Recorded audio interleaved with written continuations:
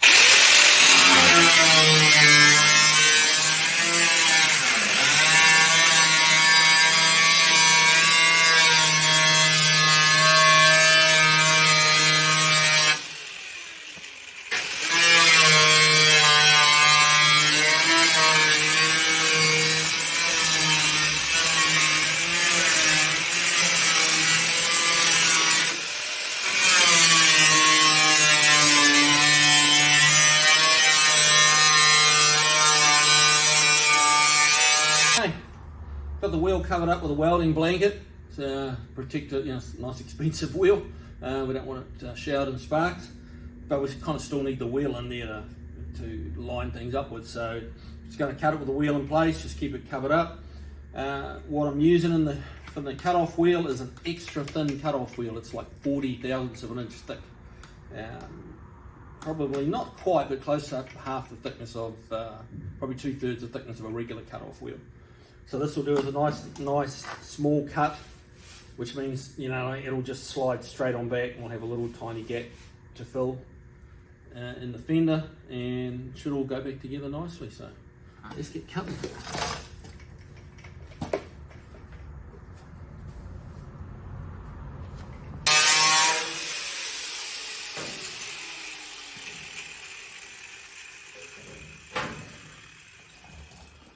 Here we go.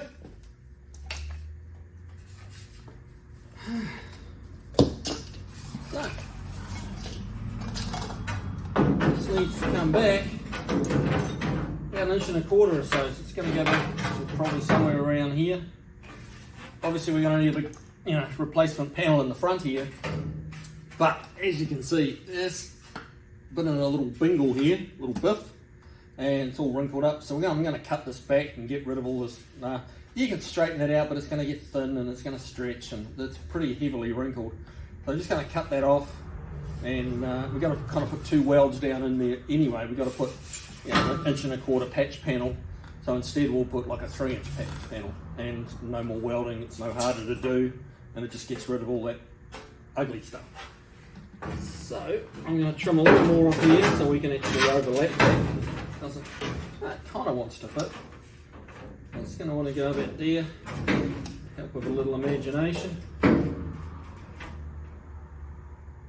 And we'll figure out, I'm figuring about an inch and a half to take out, but we'll sneak up on it. We'll start with an inch and butt it in there, see what the wheel looks like, go from there. Back in a minute.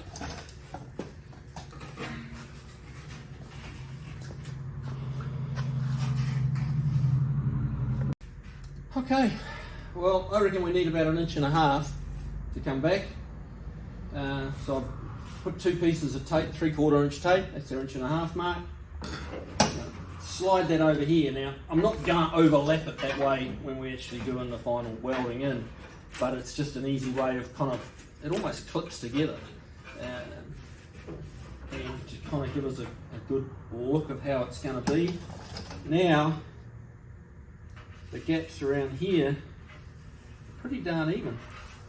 You know, just going by the knuckle touch clearance, they're pretty close. That's maybe a fraction tighter in the front, like an 1/8 of an inch, but pretty close. But let me grab the camera and we'll have a look from the side view.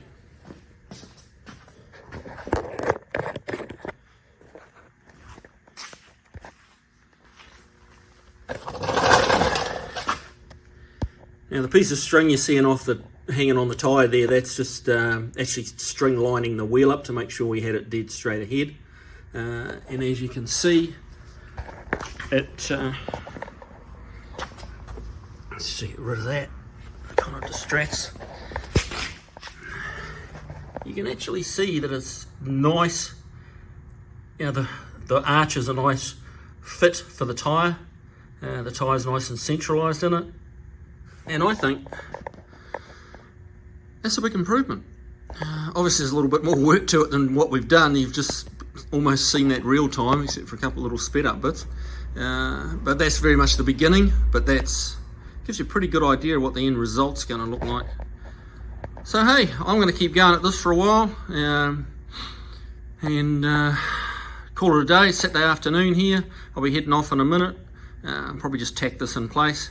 And heading off to see a Bryan Adams concert, so yay me. Alright guys, you have a good one, and yeah, we'll see you on the next video.